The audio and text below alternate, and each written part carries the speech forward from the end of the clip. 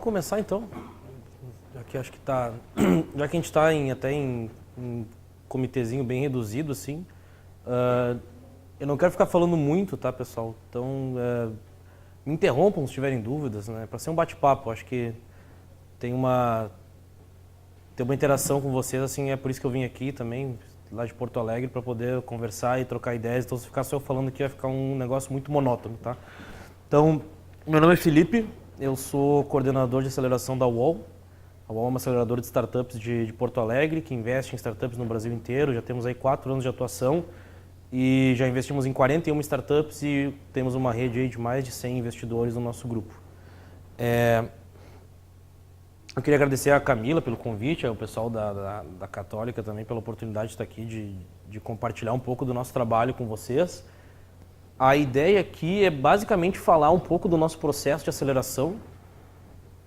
Eu acho que tem muitas dúvidas, às vezes, de como funciona o dia a dia de uma aceleradora, o que é de fato o processo. Então, dá uma desmistificada nesse dia a dia, enfim, nessa operação. E depois, no final, assim, só dar uma pincelada, contar um case de uma startup que a gente acelerou e que a gente considera que é uma startup que, para eles, o processo funciona muito bem. Eu trouxe até uma contextualização, porque às vezes eu entro em ambientes assim que o pessoal não tem nem conhecimento ou não sabe definir muito bem o que é uma startup. Então eu já trouxe o conceito aqui para todo mundo ficar na mesma página, né? Que startup é uma organização de base tecnológica, né? Geralmente com um modelo de negócio, buscando seu modelo de negócio e que não tem ainda uma certeza, né? Tá inserido num ambiente de extrema incerteza e não sabe como vai ganhar dinheiro, não sabe como vai vender, não sabe como vai se relacionar com o seu público e várias outras incertezas que tem. Então, isso é uma startup, tá? Para ficar claro para todo mundo. E uma aceleradora é uma equipe, né? Também, às vezes as pessoas não sabem direito o que é uma aceleradora, e uma aceleradora nada mais é do que uma entidade, né?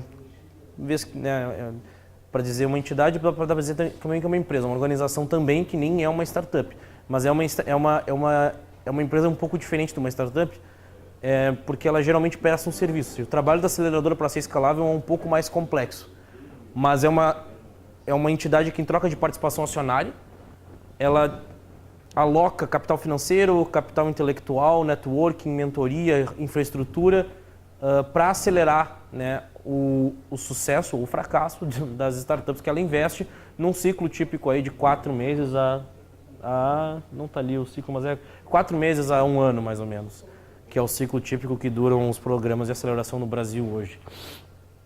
Então isso é só para a gente estar todo mundo na mesma página para o que é uma startup e o que é uma aceleradora, porque, como eu falei, às vezes eu entro em ambientes que as pessoas não têm muita clareza da definição. Acho que ter uma clareza da definição é um bom ponto de partida para a gente poder começar a falar de coisas um pouco mais profundas. Alguns números da aceleradora, né? A gente já tem aí 90% das startups do nosso portfólio, das 41, elas já faturam. Isso é uma questão que a gente gosta muito de enfatizar, porque desde o dia zero na aceleradora, a startup ela é constantemente provocada a vender. E a vender para o cliente, vender o seu projeto para aquela pessoa que ela tem que gerar valor. Então, a aceleradora às vezes tem um mito de que vai entrar numa aceleradora para captar uma segunda rodada de investimento. Também, mas não é esse o objetivo final. O objetivo final é a gente conseguir fazer a startup crescer e gerar valor e ter um produto muito bom para resolver um problema real e aí sim ela poder, consequentemente, captar capital investimento.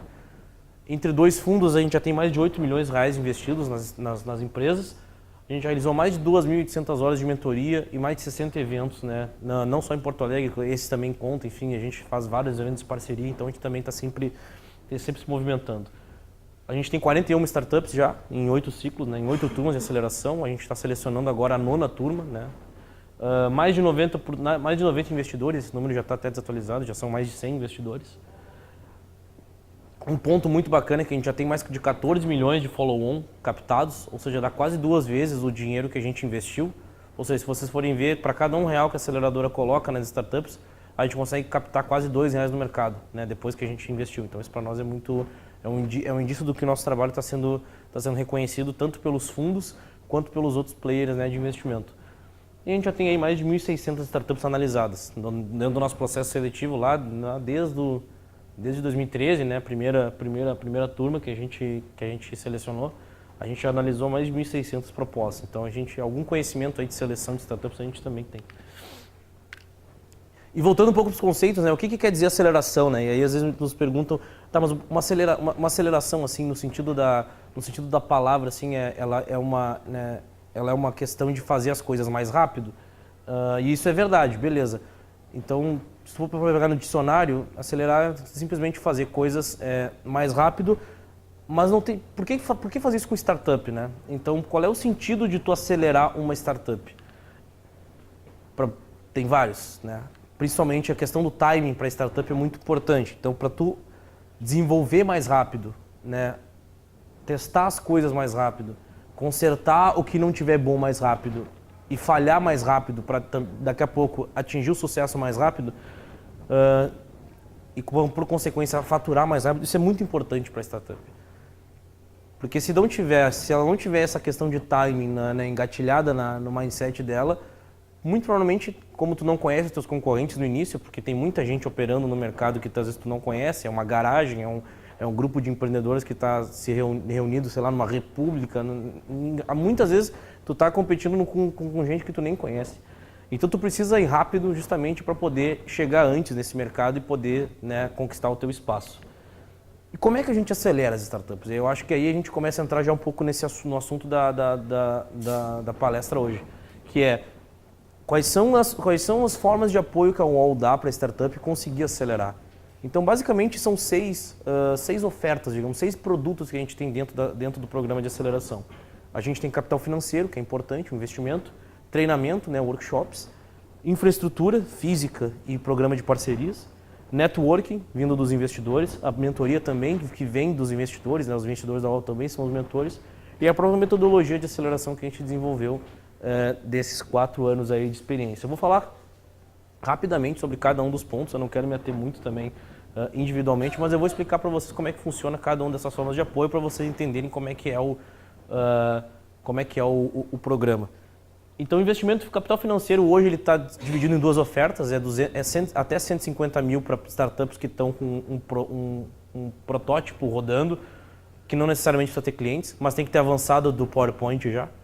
E até 250 mil para startups que já tem clientes e já tem um produto mais maduro. As 2 ofertas, cada equity é por até 12%, tanto de 150 como 250. O que não está detalhado no slide e que é importante comentar é que o investimento inicial, tanto um quanto o outro, ele é 50 mil de início para startups com MVP, né, com protótipo, ou 150 mil para startups que já estão com cliente e com produto maduro. Tem mais 100 mil nos dois, né, tem mais 100 mil adicionados ali nos dois tickets, porque a gente criou um follow-on, uma possibilidade de follow-on depois de 6 meses de aceleração. Por que a gente fez isso? Basicamente porque se a gente tem 2 startups, uma com protótipo e uma já com clientes, não necessariamente a startup com clientes ela vai ir mais rápido e vai performar mais rápido do que a startup pré-operacional. Às vezes a startup pré-operacional ela tem uma equipe melhor, ela tem uma equipe mais ágil, ela tem às vezes um produto, um problema mais relevante de ser resolvido e ela consegue performar mais rápido. Por consequência, ela até mereceria um follow-on muito mais do que a startup que está em crescimento, que já teria teoricamente a vida mais fácil. Então a gente criou essa estrutura justamente para poder premiar aquele projeto, né, e poder dar um alívio financeiro para aqueles empreendedores, para aquelas startups que performam e que conseguem fazer as coisas com rapidez. E não necessariamente, né, não necessariamente tem que ter um aceite do empreendedor para esse follow-on, mas é uma coisa que vale a pena porque daqui a pouco ali mais 100 mil na operação, principalmente para startups que estão no pré-operacional, faz muito sentido. Então começa 50 ou 150 mil por 8%, e aí depois aquele follow-on, aquela condição de follow-on por mais 4% da startup. Então fica esses 2 tickets, até 150 ou até 250, por até 12%. Não é para ser algo nada complexo, é para ser algo super simples. A nossa governança também é uma apresentação que a startup tem que fazer para um comitê de investimento. Então não é para ser algo tão preto no branco. A gente sabe que as coisas mudam também, então não necessariamente a startup vai ter um plano lá no início de aceleração que ela vai ter que cumprir e atingir tais métricas. Justamente porque as métricas podem mudar ao longo do processo e não necessariamente aquelas métricas vão fazer sentido dali a 6 meses. Então, é realmente uma apresentação para ver se a startup performou e o quanto que ela conseguiu evoluir. Infraestrutura, essa é uma foto lá do ambiente que a gente trabalha lá no Shopping Total, no nosso coworking. É uma infraestrutura que a gente oferece tanto tanto a física, né, que é um problema às vezes para a startup conseguir se estabelecer num escritório. Então, para a startup faz muito sentido em termos de custo e também o próprio programa de parcerias que eu vou falar um pouco mais para frente. Aí entrando um pouco na parte da metodologia, que eu acho que é a parte que que a gente mais vê tentativas, né, tentativa e erro da gente criar uma metodologia que seja uma esteirinha, e cada vez mais a gente se convence que não existe isso, não existe essa esteirinha e não existe esse processo que funciona para todo mundo. No frigir dos ovos, cada caso é um caso, mas a gente precisa ter um processo mínimo que nos possibilite identificar realmente o que cada startup está precisando. Então aqui, e aí já citando um dos livros que o pessoal da Vanguarda me pediu para indicar, um dos livros é o do Steve Blank, que acho que em português é Do Sonho à Realização, que é esse livro verde aqui. Em inglês é The Four Steps to the Epiphany, que é um livro base para quem quer, é um livro básico assim para quem quiser né, empreender e quem quiser criar uma startup. É um livro, tem uma literatura muito básica assim para se aprofundar. Ele cita essa metodologia, esse framework, que é basicamente o caminho que uma startup vai percorrer até ela construir de fato a sua empresa, constituir de fato a sua empresa. Então, tu vai ter uma fase de busca de modelo de negócio, que é geralmente onde a startup está quando ela entra para uma aceleração. E o que a startup quer é cruzar a linha, né? Ela quer sair da validação para a parte de criação de clientes e construção da empresa. Então, basicamente ela quer parar de buscar um modelo de negócio, ela quer encontrar ele e ela quer depois executar esse modelo de negócio e fazer a roda girar. Então, basicamente, esse que é o sentido aqui do framework que o Steve Blank traz. E o que a gente tem hoje? A gente tem alguns estágios de desenvolvimento que a gente consegue mapear por modelo de negócio, né? Aí, um overview bem genérico, assim, seria B2C, B2B ou Marketplace, que são os três modelos de negócio aí mais comuns que a gente enxerga dentro de startups. Então a gente tem do que é a descoberta do cliente, até a construção da empresa, a gente tem alguns milestones que a gente faz a startup, né, que a gente identifica onde é que a startup está e a gente vê o estágio de maturidade que ela está e principalmente quais são os principais desafios que ela tem dado o seu estágio e dado o seu modelo de negócio. Então, para cada estágio e para cada modelo de negócio, ela vai ter alguns desafios que para nós vai estar muito claro ali o que ela precisa fazer. O como ela vai fazer vai depender muito sim do caso a caso. Quer dizer, tu reduzir o custo de aquisição de clientes, né, do B2C, depende muito de que mercado que a startup está, depende muito de qual é a capacidade técnica da equipe em marketing digital, enfim. Então, as questões começam a ter algumas nuances, né, quando tu começa a pegar no detalhe. Mas a questão da estratégia, o objetivo, para nós é bem claro, já deu para mapear isso e isso aí em 4 anos de experiência a gente já aprendeu o que deve ser o objetivo de cada startup dado o seu estágio, dado o seu modelo. E a gente trabalha 3 coisas muito claras e muito fortes dentro do programa de aceleração, que é gestão, marketing, vendas e produto. Mas principalmente, se a gente fosse dizer o que a gente trabalha, 80% do programa de aceleração é marketing e vendas. Desde o primeiro dia, o empreendedor ele é muito questionado, ele é muito estimulado a pegar um telefone e ligar. Ligar para quem for, para um potencial cliente, para um potencial parceiro, para estabelecer uma política de canais. Cara, tem que ter uma validação constante e proativa da parte do empreendedor. E para isso o segundo livro é muito bom, que é o Receita Previsível, né? O Predictable Revenue do Aaron Ross. Para essa parte de criar um processo escalável de marketing e vendas, o livro do Aaron Ross é super relevante. E muitos empreendedores que conseguem criar um processo de marketing e vendas que tem um CAC, né, custo de aquisição de clientes baixo, e que consiga também aumentar o seu LTV, né, seu Lifetime Value, eles leram passaram por esse livro por um bom tempo aí estudando.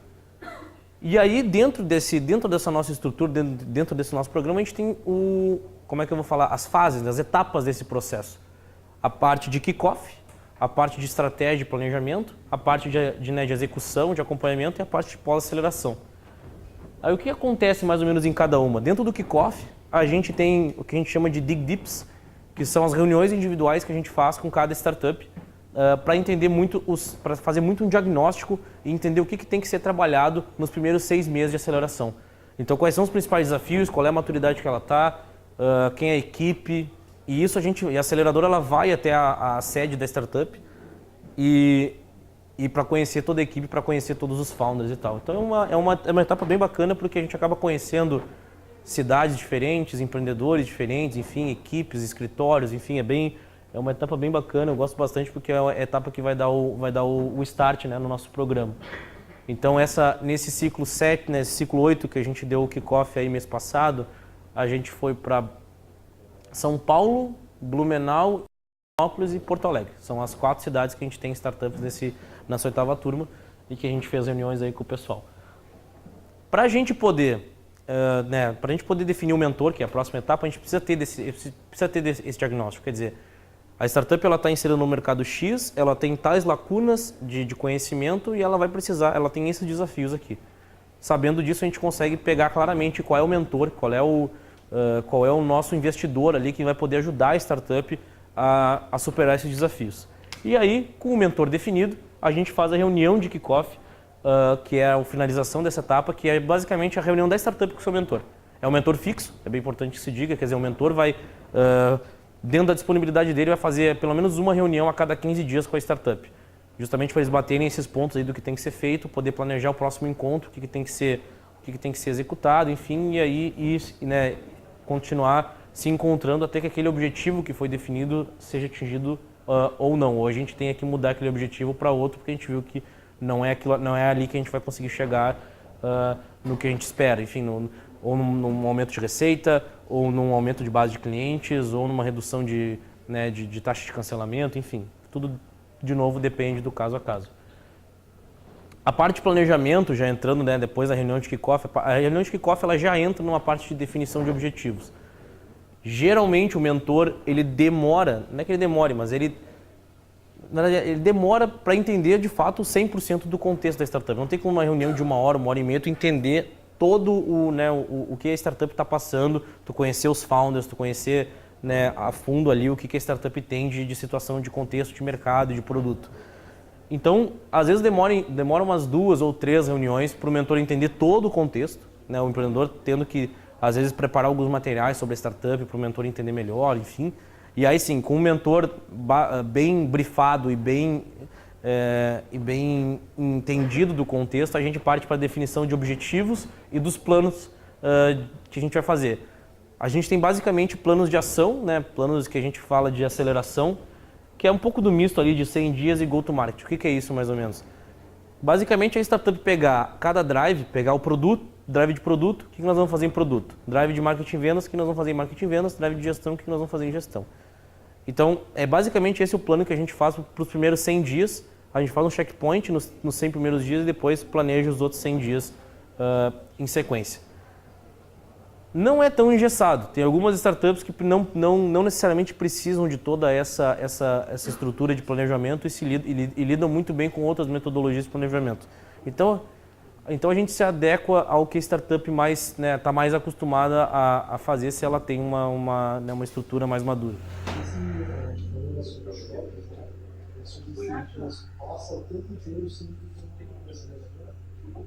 Presencialmente não. Não precisa estar fisicamente em Porto Alegre, por exemplo, para participar do programa. Mas semanalmente tu vai se reunir comigo, a gente vai bater o que vocês estão fazendo, se vocês precisam de alguma ajuda, se o que a gente combinou de fazer na semana passada não foi feito, por que não foi feito. Tentar planejar para a próxima semana vocês conseguirem entregar o que a gente combinou. Porque às vezes assim, a rotina da startup te consome tanto que às vezes tu não consegue entender às vezes a importância de fazer aquela demanda que o mentor e que a aceleradora estão te pedindo. Mas aí e não é nunca uma coisa imposta pela aceleradora, é sempre uma combinação com o empreendedor. Se ele não fez, é porque talvez ele não entendeu a importância. Então eu vou sentar na outra semana contigo e vou te explicar. Cara, eu acho que é importante tu fazer isso por causa disso. Se tu pensa diferente, bom, daí a gente vai discutir e vai tentar chegar num denominador comum para tentar principalmente atingir o objetivo. A gente é muito focado por objetivo, a gente não é focado no que a gente acha que tem que ser feito e nem o que o empreendedor tem que ser feito. A gente é muito focado em resultado, quer dizer, cara, para faturar mais rápido, para ganhar aquele cliente, para enfim, para prospectar mais mercado, o que a gente precisa fazer, entendeu? Então é muito uma questão de construção também, e é isso semanalmente que a gente faz com a aceleradora e quinzenalmente com o mentor. Respondi a tua pergunta? Então esses são, além desses planos, né, de ação que a gente comenta, também tem um plano financeiro que eu acho que é importante comentar, que para a startup receber o investimento, ela primeiro precisa nos falar o que ela vai fazer com o dinheiro. Né? Então, vai receber um investimento de 150 mil, por exemplo, o que tu vai... como é que é? A gente precisa ter uma ideia de fluxo de caixa, primeiro, o que vai entrar de receita, o que a startup acha que vai entrar de receita, né, de junho de 2017 até junho de 2018. O que vai ter de custo nessa operação, ou seja, o que vai ter de custo de prolabore e custo dos sócios, o que vai ter de custo de produtos, o que vai ter de custo de marketing, programar os aportes da aceleradora, quer dizer, o aporte de 50 ou 150 mil e talvez o follow-on, e aí somar isso com o dinheiro em caixa que a startup já tem. Isso vai nos dar uma ideia de duas coisas, vai dar uma ideia de fluxo de caixa, que é uma ideia muito simples, que é quanto que a startup tem no banco, basicamente é isso. E sabendo quanto a startup tem no banco, a gente consegue planejar qual que vai ser o runway da startup. O que é o runway? É quanto tempo ela tem até o dinheiro acabar. Se a gente tem um runway ali de, sei lá, de 8 meses, pô, talvez daqui a um mês a gente tenha que começar a programar uma captação de investimento.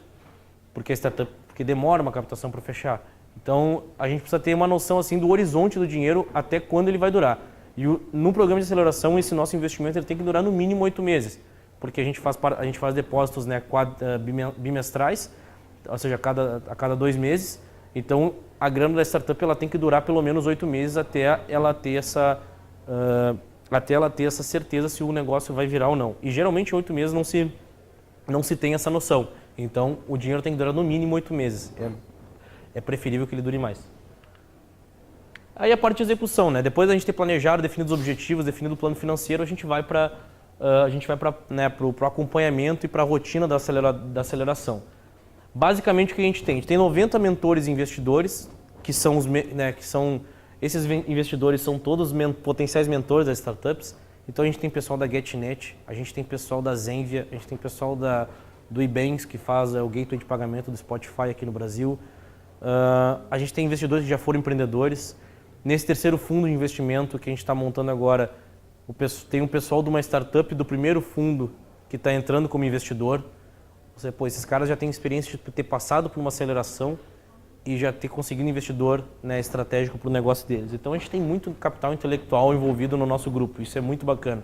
A UOL hoje ela é a maior aceleradora em termos de capital intelectual do Brasil. Não tem aceleradora que bata os nossos 100 investidores em termos de capital financeiro, em termos de capital intelectual, tanto networking quanto mentoria. Então é um ativo muito forte que a gente tem. A gente tem a nossa trilha de conhecimento, que eu acho que é bem importante a gente comentar. Então, todo ciclo que a gente começa com um workshop de conceitos básicos, tanto de empreendedorismo, quanto de equipe, quanto de propósito, quanto de por que tu está empreendendo, o que tu está fazendo aqui, tu está numa aceleradora, tu tem dinheiro de investidor agora, tu já sabe o que tu vai fazer, tu entende esse momento. Então, é um negócio muito, né, de sensibilização, que é importante. Né? Então, a gente trabalha muito a questão da equipe. A equipe é um dos drives principais de seleção e a gente continua trabalhando isso depois durante a aceleração. Mas aí depois dessa parte mais sensível e dessa parte mais, né, de consciência, a gente vai para o conceito técnico. Aí é vendas, aí é marketing digital, customer success, pitch, captação de investimento. Cada mês tem um workshop com essa temática. E a gente geralmente chama um cara super fera de mercado para ministrar esse workshop e geralmente com pegada bem prática. Né? Quer dizer, pegada que a startup tenha uma parte conceitual, que é super importante, e uma parte prática que também é, se não tão ou mais importante quanto o conceito. E a gente tem também, né, conforme a gente vai crescendo, a gente criou algumas formas de organizar esse nosso ecossistema. Então a gente tem a ideia, né, o projeto dos clusters que ele está em operação hoje, que é basicamente organizar as startups por segmento de mercado. Aqui a gente tem um exemplo da fintech, por exemplo. Então a gente vai ter startups do mercado de fintech que a gente investe, startups do portfólio da UOL, e a gente vai ter alguns investidores que que estão conectados com esse mercado, que a gente quer conectar esses mentores com essas startups através de uma temática comum, que é esse mercado. Então vamos pegar o exemplo, que é o João. O João é um investidor da UOL, que ele é diretor de tecnologia do eBanks, que nem eu comentei, o integrador de pagamentos Spotify. Ele é super conectado com o mercado fintech e ele é mentor da Bidollar, que é uma startup, um marketplace de câmbio lá que a gente investiu. Então, junto da Bidollar vão ter outras startups fintechs que a gente tem e vão ter outros investidores, que nem o João, que vão estar conectados nesse cluster, né, através de uma plataforma, né, que a gente usa lá, que é o Rocket Chat. E dentro dessa estrutura, a gente também vai ter os clusters de conhecimento técnico, que a gente chama. Então, o João, além de ter conhecimento de fintech, que é um mercado, né, ele tem conhecimento também de banco de dados, ele tem conhecimento em marketing, ele tem conhecimento de design, ele tem conhecimento de gestão. Então, a gente vai ter esses outros clusters também que o João vai fazer parte, junto com outras startups. Banco de dados, provavelmente a gente vai ter vários CTOs das startups envolvidos. Marketing, provavelmente, desculpa, vários diretores de marketing das startups dentro desse cluster. E a gente vai ter fintech, educação, varejo, a gente vai ter vários clusters de mercado e vários clusters de conhecimento técnico. Marketing digital, vendas, né, tecnologia, design, produto. Então, é uma forma da gente conseguir organizar esse nosso ecossistema, que já é grande, já são mais de 100 investidores e já são mais de 40 startups. E a nossa ideia é crescer ainda mais isso aí. Com o terceiro grupo de investidores, a gente vai para 65 startups e para mais de 120 investidores, provavelmente. Então, começa a ficar grande o troço e aí a gente tem que começar a criar meios dessa galera se conversar e se ajudar. Dentro da parte até de infraestrutura, além da infraestrutura física que a gente tem, né, a gente tem a parte de ferramentas, né, que é R$180 mil que a startup tem acesso, ou seja, super relevante. Então, por exemplo, em vez da startup pagar lá $1.000, $1.500 de Amazon por mês, né, de servidor, ela consegue $10 mil de crédito com a UOL e ela consegue, muito provavelmente, durante um ano ali, zerar o custo com infraestrutura. Pô, tá ótimo. Então, quanto mais barata a startup conseguir começar essa operação, menos custo ela vai ter, mais grana vai sobrar para investir na operação, provavelmente mais rápido ela vai conseguir andar. Então, a gente tem, além com a Amazon, a gente tem com várias outras ferramentas que são muito úteis para a startup escalar. Resultados digitais, Intercom, Pipedrive, várias ferramentas aí que são bem utilizadas por empreendedores, né, que estão tentando fazer sua startup alavancar.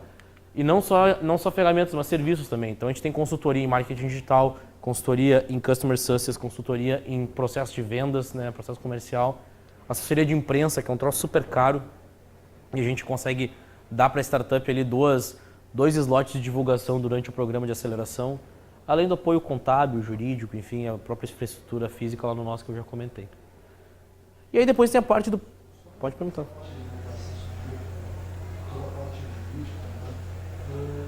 Para aqueles tipos de startups que não está regulamentado, por exemplo... Não tem CNPJ?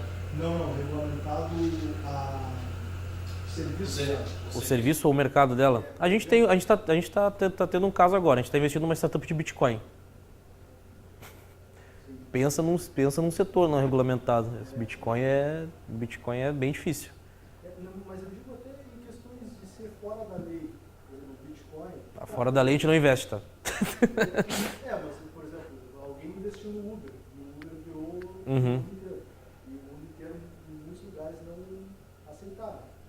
Aceitaram facilmente. E vocês investem nesses caras ou vocês acabam tentando encaixar esse cara no... Vou te argumentar que assim, não tem uma resposta. Como na vida tudo depende, tá?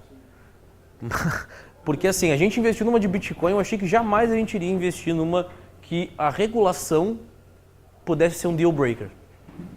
Bitcoin, se baixar uma regulamentação no Banco Central que Bitcoin está proibido, a startup morre na hora. Então é um risco muito grande, concorda? E a gente está correndo esse risco hoje. Em compensação, eu já tive startups lá que eu achei um potencial muito grande, por exemplo, Uber de babás. Então tu vai sair tu quer ir no cinema com a tua mulher ou né, com a tua companheira ali, e aí tu não tem que deixar o teu filho ou a tua filha. Essa startup basicamente fazia um marketplace de babás que, né, não era nem babá, o nome era meio ruim, era Clique Babá o nome, mas era uma startup que tinha na verdade ela tinha babysitters, né, que eram pedagogas, pessoas que faziam, né, formação educacional, pedagógica para cuidar das crianças. Só que tu imagina, e aí não era nem questão regulatória, era questão de risco, imagina se Se der algum problema nesse serviço, é o filho da pessoa, entendeu? Então a gente faz análise de risco dos negócios. Às vezes a análise de que a gente chama, né, o compliance em si, ou seja, é muito mais arriscado para a gente investir nessa de babás, de babysitters, do que investir numa de Bitcoin, que o mercado não é regulamentado, mas que muito provavelmente daqui a pouco ele vai ser. Às vezes ele é fora da lei, simplesmente por estar fora. Tu quer me dar um exemplo? Qual é o teu negócio? Qual é a tua startup? Não só, porque essas coisas que geram muito buzz, né? Sim. E acaba, existem negócios antigos parecidos, né? E o melhor exemplo é esse, do Uber versus taxista. O Uber eu tenho minhas dúvidas, se a UOL, por exemplo, ou qualquer outra aceleradora investiria. Eu acho que não. A gente tem que ser sincero, a gente tem que ser transparente, né? Porque baixa uma regulação lá, realmente acabou. E no Brasil, e essa é a diferença um pouco também, né? Aqui no Brasil a regulação ainda é muito pesada em cima de setores que não estão teoricamente regulamentados. Nos Estados Unidos, como eles têm acesso a funding mais fácil, eles batem de frente com a regulação. E eles não estão nem aí. Só que aqui, se eu bater de frente com a regulação, o que o Uber gastou imagina, o Uber captou milhões lá. O que ele gastou em advogado, certamente a gente não teria para botar aqui, entendeu? Para gastar em coisas que não geram valor, em advogado, em burocracia. Então, tem uma série de fatores que levou o Uber a ser o Uber, porque ele estava no lugar onde ele estava, porque ele estava com a estrutura de funding que ele estava. Então, aqui, por isso que eu acho que é muito difícil, por isso que a gente acha muito difícil um Facebook ou um Uber ser criado aqui no Brasil, dado as condições de mercado de funding e de regulação que a gente tem. Mas, de novo, vai caso a caso, tá? Se o empreendedor também for um empreendedor, né, uma equipe fantástica, uma oportunidade claríssima que se desenha, não dá para dizer nunca, mas é bem difícil com uma barreira de regulação forte como tinha o Uber, eu acho muito difícil a gente investir. Só para a gente avançar aqui, a parte de pós-aceleração basicamente depois que a startup passou ali os 6 primeiros meses com acompanhamento, né, pegado da aceleradora, com o investimento financeiro e com toda a parte dos workshops, ela entra nos 6 últimos meses de aceleração. Os 6 últimos meses de aceleração basicamente são os acompanhamentos da aceleradora, ela pode continuar participando dos workshops, ela pode continuar tendo né, as reuniões de peers, que a gente chama, que são as reuniões que são provocadas pelos clusters, e ela fica também à disposição, né, os mentores ficam à disposição para tirar dúvidas pontuais, enfim. Mas basicamente a etapa de pós-aceleração ela tem muito a ver com captação de investimento. Ou seja, depois que a startup acelerou, na teoria, ela tem que ter aumentado o seu valuation, ela tem que ter aumentado a sua atividade comercial, tem que ter vendido, tem que ter mais clientes, ela tem que ter mais faturamento e, teoricamente, ela vai despertar a atenção de investidores e, teoricamente, o dinheiro vai estar acabando.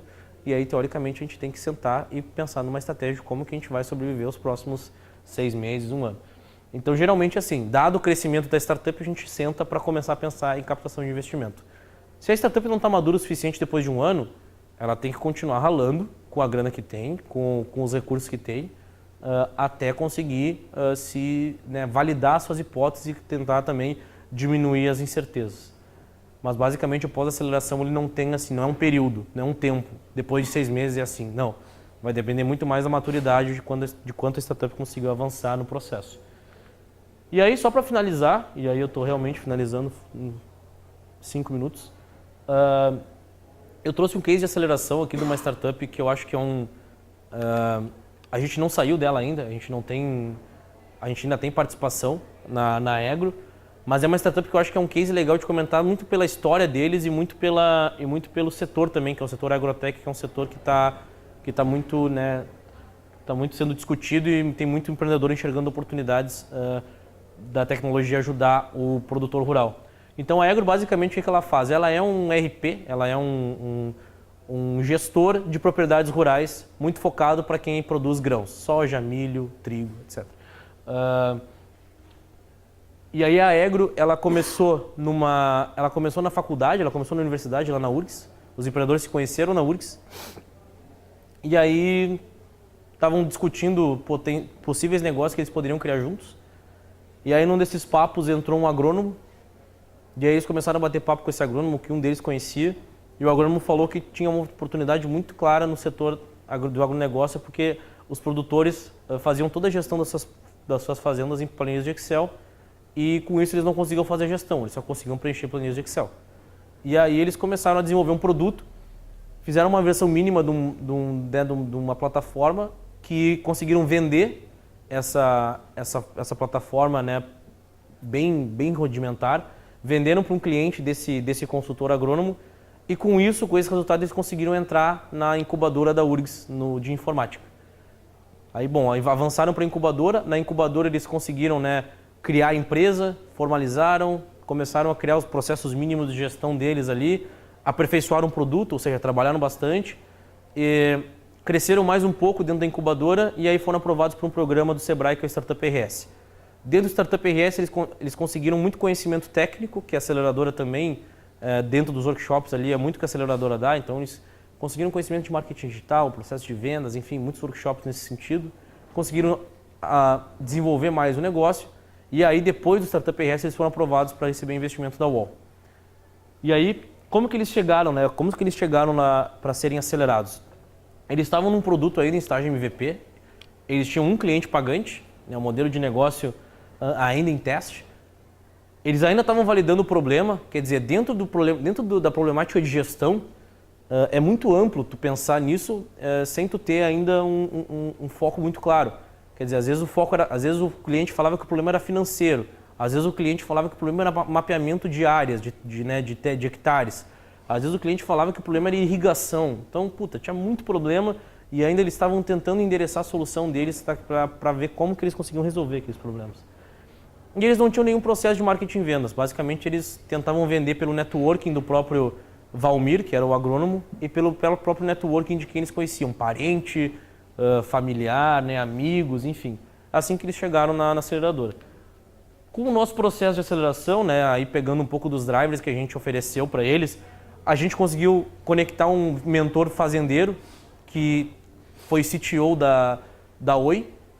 Então, um cara com muita experiência de tecnologia e o cara é fazendeiro. Então, o mentor que foi para eles foi assim, foi um tiro certeiro, assim. Então, o cara é fazendeiro, o cara comprou o produto deles para usar na fazenda dele e começou a dar feedback como se fosse um cliente real com conhecimento de um cara que foi CTO da Oi. Então, imaginem o que eles ficaram de felizes com essa mentoria de produto, evoluíram o produto super bem durante a aceleração. A gente também deu mentoria de vendas para eles, com um mentor que tinha experiência já no setor agro, setor de agro, mas setor de crédito, de agronegócio, mas aí o mentor conhecia muito do produtor, porque ele falava muito com o produtor para conceder crédito, então ele conhecia muito a persona que a startup estava vendendo, e aí começaram a construir o processo comercial, do zero. E aí esse mentor foi determinante para que eles conseguissem construir um processo comercial que funcionasse, para depois eles começarem no marketing digital e começar a gerar demanda, começarem a gerar leads, para depois eles venderem, né, com um processo comercial que já funcionava. E a parte de métricas, a parte de gestão de fluxo de caixa, foi super importante para eles começarem a entender o que estava legal no negócio deles, o que estava bom e o que não estava. Então eles conseguiram entender, por exemplo, questões de métricas de negócio, né, como receita recorrente, como o número de clientes que eles tinham, o ticket médio, etc. E toda essa parte de fluxo de caixa eles conseguiram também se planejar para quando que eles iam precisar de mais investimento. E aí os resultados, eles captaram 2,5 milhões com a SP Ventures no ano passado e foi num período super curto, eles ficaram em aceleração conosco durante 8 meses, eles conseguiram esse resultado. Então foi bem rápido mesmo, uma startup que realmente conseguiu fazer as coisas mais rápido e conseguiu captar uma quantia bem relevante de investimento. Eles conseguiram validar o fit do produto com o mercado, porque agora eles recebem feedback dos clientes que o produto atende a demanda, que o produto eles não cancelam, dificilmente cancelam a solução, e eles conseguiram ver que tem um mercado muito potencial para eles explorarem além do mercado de grãos. Então conseguiram achar o mercado deles durante o processo de aceleração. Máquinas de venda operando, ou seja, eles tiveram basicamente um processo de marketing digital funcionando, gerando demanda, levantando leads para que o processo comercial deles conseguisse pegar esse lead e fechar e converter em cliente. Então, basicamente, eles conseguiram validar praticamente toda a parte direita do modelo de negócio deles, do Canvas, eles conseguiram validar. E os resultados estão aqui, o comparativo de quando eles entraram e o comparativo de quando eles saíram. Né? Em um ano de aceleração, eles saíram de uma receita recorrente de R$ 1.800 para uma receita de R$ 50 mil por mês. né, um crescimento de 27 vezes. Eles praticamente saíram de 1 cliente para quase 100 clientes. E usuários também na plataforma utilizando, chegaram a quase 1.000. Se eu não me engano, até já passou de 1.000, porque eu peguei os dados de junho. Então vocês vejam que eles conseguiram, além do próprio... Né, isso aqui é muito da causa do porquê eles conseguiram despertar o interesse da SP Ventures e conseguiram esse investimento de 2,5 milhões. Só para finalizar, né, pessoal, o que a gente entende como esse case da Egro e esse case que a gente tem de outras startups que também já tiveram uma trajetória bacana com a gente. A outra startup que eu até não comentei é uma startup nossa lá de Porto Alegre que já captou investimento com um player estrangeiro, norte-americano, e vai ser o braço de tecnologia dessa empresa aqui no Brasil e vai exportar a tecnologia deles lá para os Estados Unidos. Então, pô, super bacana também o case. É uma pena que esse a gente não pode divulgar porque as questões de contrato ainda estão nos impedindo. Mas em breve a gente espera poder divulgar esse case. Então, o que a gente entende, né? Um time diferenciado, uma equipe que faça mais com menos, uma equipe que seja complementar, uma oferta inovadora, tem que ter um produto que resolva um problema real de mercado, que seja uma dor latente. O mercado também promissor, quer dizer, um mercado que tenha não seja um mercado grande, que muitas startups chovem no molhado quando vai falar isso, mas um mercado que seja grande o suficiente, crescente o suficiente para que a startup possa entrar e se estabelecer no mercado. E nada de pegar 1% do mercado que já vai representar milhões de receita. Não, tem que pegar bastante fatia do mercado. A startup tem que entrar para dominar o mercado. Não adianta ela entrar no mercado só para pegar uma fatiazinha do mercado que é muito pequena. A capacidade de execução, que está muito ligada ao produto, ao time, mas que a gente identifica também que tem que ter processo de escala, processos eficientes para atender 5 clientes, é diferente de atender 50 clientes. Acesso a capital, que na verdade a aceleradora provê isso, né? Ela consegue entregar diretamente investimento financeiro e até outras rodadas. E o networking, né? Conhecer as pessoas certas para abrir as portas certas e fazer o negócio crescer. Então vocês vejam que dos 6, na verdade, a mensagem final é essa, né? Não depende tanto da aceleradora, depende muito mais da startup e do empreendedor, da equipe de empreendedores, executar, como que eles vão executar o seu negócio e como que eles vão, tanto o time, quanto com o mercado, quanto com o produto, quanto com o crescimento da startup. É isso que importa no fim do dia. Acesso a capital e networking vem por tabela dos 4 primeiros itens. E aqui estão os canais da UOL, Facebook, LinkedIn, Twitter, né, o contato @uol.ac, se vocês mandarem ali para esse endereço, não cai num pessoal indiano lá para responder para vocês, cai direto na gente. Vocês podem mandar para contato que, dependendo da dúvida de vocês, a gente encaminha ou para mim, ou para o Vicente, que cuida da parte de seleção, ou se for parte de investimento, para o André, que cuida da parte de captação, se for jurídico, para o Vitório, se for de comunicação, para a Camila. Então a gente é super bem dividido já nas nossas funções e aí, se vocês mandarem para contato, vai chegar.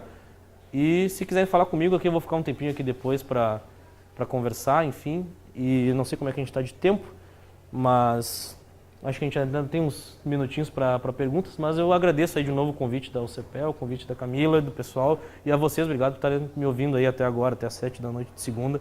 Não estão aqui por obrigação, estão aqui porque querem, porque assim espero, né? Porque senão não estariam aqui para discutir, acho que, né, essa questão que para você deve ser relevante. Então, obrigado e valeu, obrigado pela atenção. E eu quero puxar uma salva de palmas para vocês, porque vocês que são os protagonistas aí, vocês estão aqui, então, obrigado. E eu quero só falar dos 2 livros antes da gente, né, finalizar. Que eu já tinha falado do Receita Previsível e o do Steve Blank. Está com 10% de desconto. 10% de desconto só para vocês que estão aqui hoje. Me pediram para fazer esse pequeno jabá. Dúvidas? Inquietações?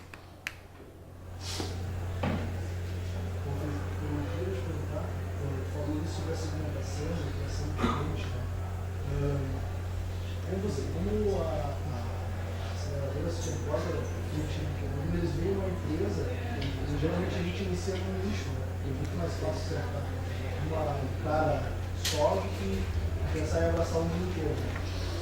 Mas como é que vocês fazem essa expansão depois para a criação? Já que a empresa nasce resolvendo os problemas no nicho interessante. Geralmente isso é um processo bem guiado por mercado, tá?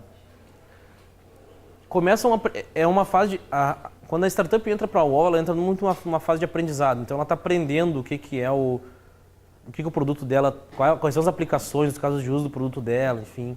E geralmente ela começa com um nicho.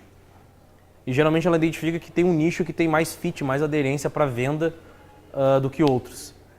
Ela vai vendendo, ela vai se consolidando naquele nicho e naturalmente o mercado vai dando estímulos para que ela comece a fazer a prospecção, né, nos nichos adjacentes, digamos assim. Então, é uma construção, na verdade, porque a startup é que vai nos falar isso, né? Nas reuniões de acompanhamento, nas reuniões de mentoria, a startup é falando, olha só, eu vendi para o mercado de construção civil, mas daí apareceu lá um escritório jurídico que quis comprar o produto também. Vale a pena a gente ir? Né? E nunca tem guru, né? Não existe nada escrito sobre pedra.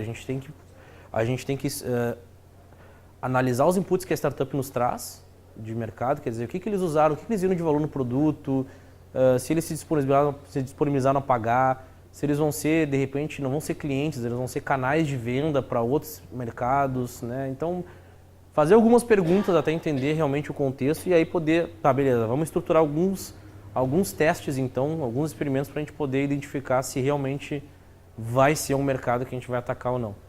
Então, de novo, também é caso a caso, mas a startup vai sentindo isso, porque conforme ela vai vendendo, tem alguns mercados que estão perto, que estão próximos desse nicho que ela está vendendo, que ele começa já a demandar. Começa o primeiro cliente lá começa a falar para o amigo, começa a falar para o vizinho. Às vezes a dor é a mesma, mas por um motivo diferente. Exatamente. Não, isso acontece bastante. Tem startup nossa lá que começou num nicho e não necessariamente até dominou esse nicho, mas ela já viu que tinha oportunidade de vender para um outro mercado ali, sem fazer um esforço de prospecção muito alto, porque já estava sendo indicada pelos parceiros daquele negócio para outras empresas. Então, e geralmente o B2B é mais fácil, né? O B2B ele gera muito isso. No sentido de o mercado B2B ele é muito, né, de sindicar, exatamente. Mas no B2C, né, no B2C é um caso totalmente diferente, porque aí no B2C é caro, o B2C ele tem uma parte às vezes de reviews dentro das stores, por exemplo, se tu tem um aplicativo que ela é bem relevante, tem a parte de mídia que é cara, que se tu consegue a mídia gratuita, de repente tu consegue um monte de download lá de graça, mas aí como é que tu segmenta isso? Como é que tu segmenta, por exemplo, tem uma startup nossa que saiu no encontro com Fátima Bernardes lá. Como é que tu segmenta o público da encontro com Fátima Bernardes? Pô, são 7 milhões de pessoas vendo, sabe? E são pessoas de diferentes classes sociais, momentos de vida, sabe? Essa vida, exatamente. Não existe publicidade ruim, mas de qualquer forma, a gente sabe que o público que compra deles é bem específico. Então a gente sabe que, claro, trazendo volume é importante, mas a gente sabe que no frigir dos ovos, se a gente tiver que fazer um investimento em mídia, por exemplo, estratégico, tem que pegar aquele nicho e descobrir onde é que aquele nicho está. Mais dúvidas? Isso para mim é totalmente novo. Na verdade, minha equipe, que gostei muito da palestra anterior, que teve umas 2 semanas, então, mas gostei muito. A minha pergunta talvez seja absolutamente leiga. As startups podem ser serviços também ou necessariamente algum produto em termos de... São muito em produto, entregar produto, vender produto e tal. Mas poderia ser serviços também ou não? Aí tem um misto, né? Vamos lá. Puramente serviço não. Geralmente o que acontece? Tem empresas, a gente lê aplicações lá do nosso processo seletivo que é um escritório jurídico inovador que se denomina uma startup. Um escritório jurídico não é uma startup, por definição. Uma consultoria não é uma startup, né? Por quê? Porque puramente serviço, para tu conseguir aumentar a tua receita, praticamente é quase que certo que tu vai ter que aumentar o teu custo. Isso não é uma definição de startup porque isso não é uma estrutura que escale. Isso não é uma estrutura, né, que é escalável, porque a ideia do escalável é tu aumentar a tua receita sem necessariamente tu aumentar teus custos. Então, esse é um primeiro ponto.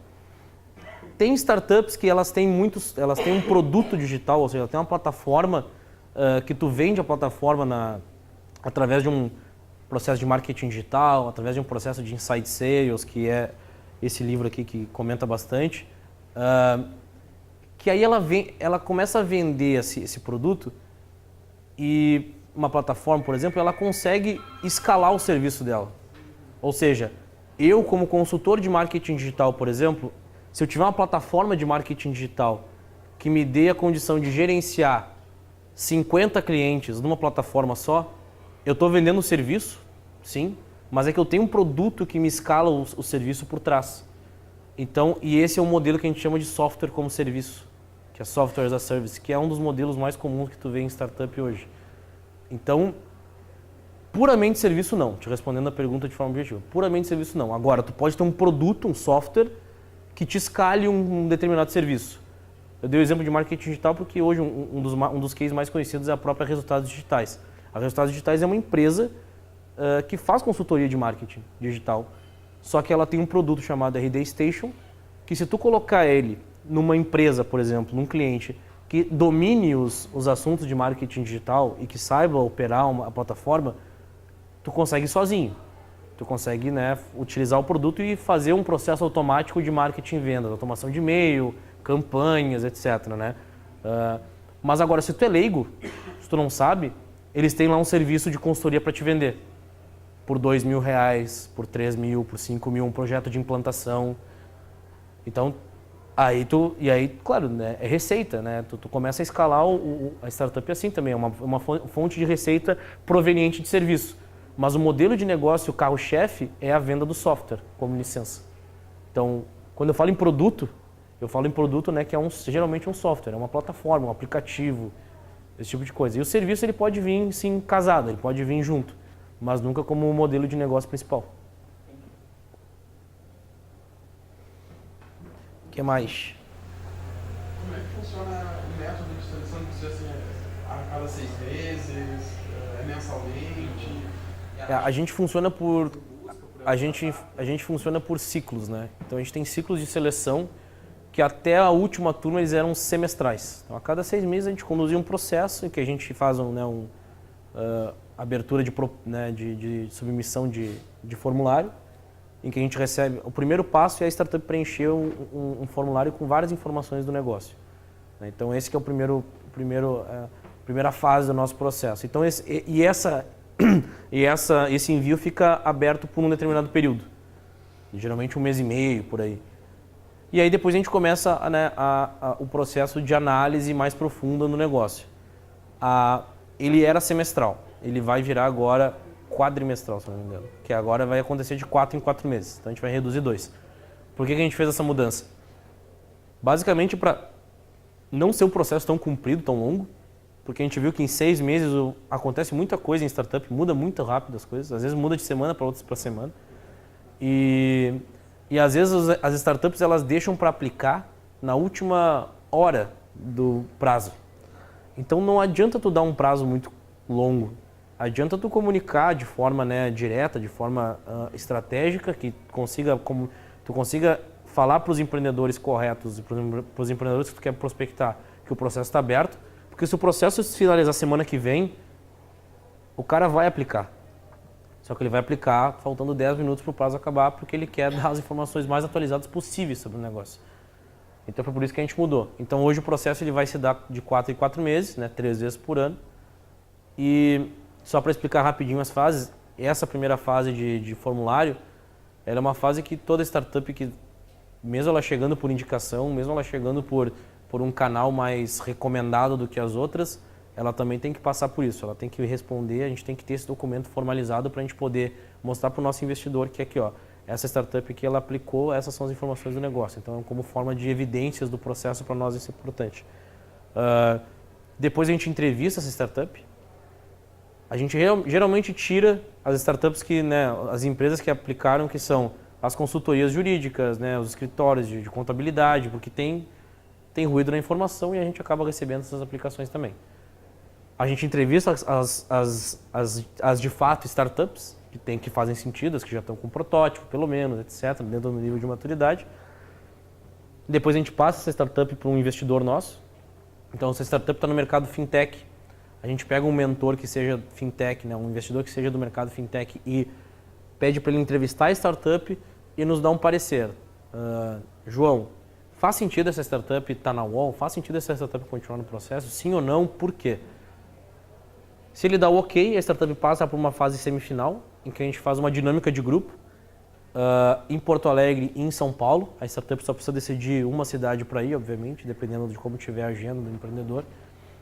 A dinâmica de grupo basicamente são rodadas de speed mentoring. Assim. A gente faz 4 rodadas de meia hora, a gente chama os mentores da UOL para participar, e aí basicamente é troca de ideias e tentar ajudar o empreendedor com alguma coisa, com algum desafio que ele tem.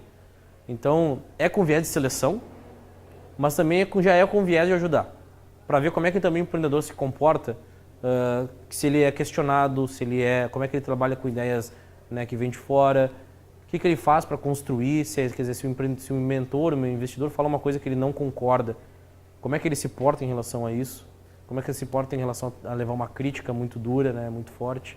Então, basicamente para a gente sentir aí e para a gente pegar, né, opiniões diferentes também, porque até esse dia a gente não conheceu os empreendedores pessoalmente.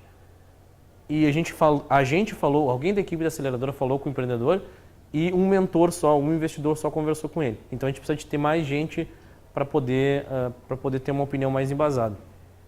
E depois desse processo de speed mentoring, aí que a gente define as finalistas do processo. Então nesse processo de speed mentoring a gente já tem umas 30 startups, mais ou menos. A gente começou com 400 e agora nessa parte de speed mentoring a gente já está com umas 30. Dessas 30 a gente seleciona 10 para irem para a final, para fazerem o pitch para os investidores. Essas 10 a gente faz uma due diligence técnica, a gente pega um investidor que seja muito craque em tecnologia, em arquitetura, em back-end, para ver como é que o código está escrito, se está escrito bem feito, se está, né, fazer uma análise profunda nisso aí. A gente faz due diligence de equipe, a gente pega uma consultoria de RH e entrevista cada um dos sócios para saber como é que esses sócios trabalham juntos, como que eles tomam as decisões, o que a startup representa na vida pessoal de cada um, se tem um sócio que está arriscando mais, se tem um sócio que está arriscando menos, como é que se dividem as funções. Então a gente faz essa análise também, que é apresentada depois no pitch. E a gente ajuda aí na parte também de preparação. Aí o que a startup vai ter que preparar para a final? Ela vai ter que preparar um sumário executivo, né, que sumário executivo é uma página só. Informações do negócio, mercado, né, problema, produto, modelo de negócio, equipe, porcentagem que cada sócio tem na startup,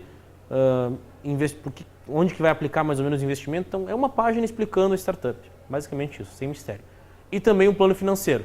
Se a startup receber investimento, onde que ela vai aplicar a grana e, né, e quanto que ela pretende crescer. E aí também a gente ajuda na preparação do pitch. Ou seja, a startup vai ter lá 4 ou 6 minutos para apresentar a sua startup, com alguns pontos fundamentais de estrutura, né? Ou seja, ela vai ter que apresentar o problema que ela resolve, o mercado que ela está inserida, né? O produto, a solução, o modelo de negócio, quem é a equipe e qual é que é a principal estratégia de saída que ela vai ter, para onde que ela vislumbra que a UOL possa vender, por exemplo, o negócio. Mas nisso a gente faz pelo menos 2 rodadas de apresentação de pitch em que a gente treina o empreendedor para ele apresentar de uma forma, né, todo mundo ter condições iguais de preparação para apresentar todo mundo, né, perfeitinho. Aí a gente também prepara o empreendedor para responder as dúvidas, as perguntas que vão aparecer no all day, né, nesse pitch final. Vai ter investidor perguntando do risco jurídico, vai ter investidor perguntando como é que funciona a tributação para esse produto, para esse serviço, vai ter investidor perguntando como que a startup vai vender, vai escalar seu processo de vendas. Vão ter umas perguntas cabeludas, assim, que o empreendedor tem que estar preparado para responder. E aí nisso, lá no dia do pitch, na parte da manhã as startups fazem o pitch, a gente tem um coffee no meio ali de integração entre os investidores e os empreendedores. Aí cada startup, né, cada equipe pode ficar um membro para o almoço. Aí a gente divide os empreendedores, cada um em uma mesa. E se o investidor quiser saber mais daquele projeto e quiser conversar mais com aquele empreendedor, porque não teve muito tempo de conversar até aquele momento, ele pode sentar para almoçar com o empreendedor e tirar mais algumas dúvidas. E aí nisso, depois do almoço, o empreendedor é liberado, né? A gente retoma programação para a parte da tarde, em que a gente tem. Daí a dinâmica de votação é a seguinte: cada startup a gente discute por 20 minutos, a gente tem a apresentação da consultoria de RH, a gente tem a apresentação do investidor que fez a due diligence técnica, a gente tem a apresentação do investidor que gostou e de um outro investidor que não gostou. Então isso fica durante esse debate, durante os 20, 30 minutos, por startup. E depois a gente utiliza um aplicativo para votar. Então a gente fez a discussão da startup, beleza, vamos votar. Aí pega a startup lá, né, clica lá no logo, e aí o investidor ele pode votar de -3 a +3. O que é isso? Ou ele gostou muito e achou a startup maravilhosa, então ele dá +3, ou ele não gostou nada, dá -3. Ele pode, aí ele tem uma escalinha dentro disso, né? Então -3, -2, -1, +1, +2, +3. Isso vai dar um peso, isso vai dar um... Tem investidor que vai votar +3, tem investidor que vai votar -2, por exemplo. Aí dá um ranking líquido de +1. Então nisso a gente consegue ver aí qual que são as startups mais bem aprovadas, a gente faz um ranking, aí tem um ponto de corte lá, e aí as startups que estão acima desse ponto de corte, que receberam um ranking líquido bom, elas estão aprovadas. E aí finalizou o processo. Então por isso que eu comentei, é um processo que nos demanda uma governança grande pelo número de investidores que a gente tem. Mas que só o ponto negativo de ter um grupo tão grande. Mas de qualquer forma é um processo que a startup saindo na fase de formulário ou saindo na fase de lá depois do pitch, em toda fase que ela sai, qualquer uma, não importa, ela recebe um feedback do porquê que ela não foi aprovada. Quanto tempo leva esse formulário até o desenvolvimento? 5 meses. Hoje 5 meses, 5, 6 meses. Mas a gente quer diminuir para 4. Porque depois que a startup é aprovada, ainda tem um processo ali de discussão de contrato e tal. A startup quer entender alguns pontos específicos do contrato.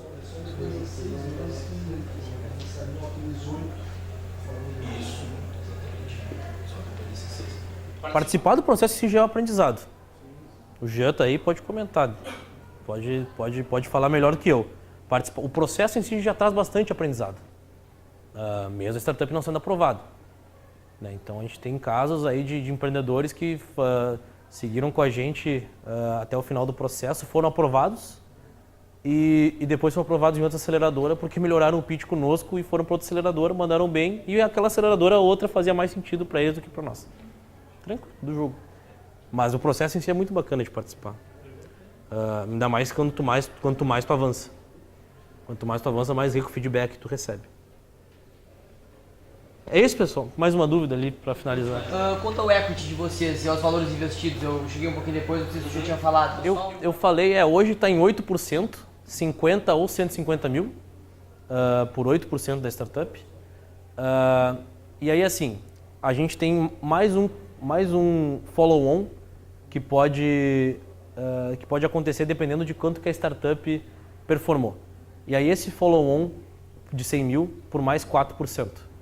Então fica de 150 mil ou 250 mil por até 12%. Pessoal, de novo aí, obrigado pela atenção de vocês. A gente vai encerrar aqui. Eu vou ficar aqui mais um tempinho aí na faculdade aí para trocar uma ideia quem quiser. Obrigado aí, boa noite e até a próxima. Valeu!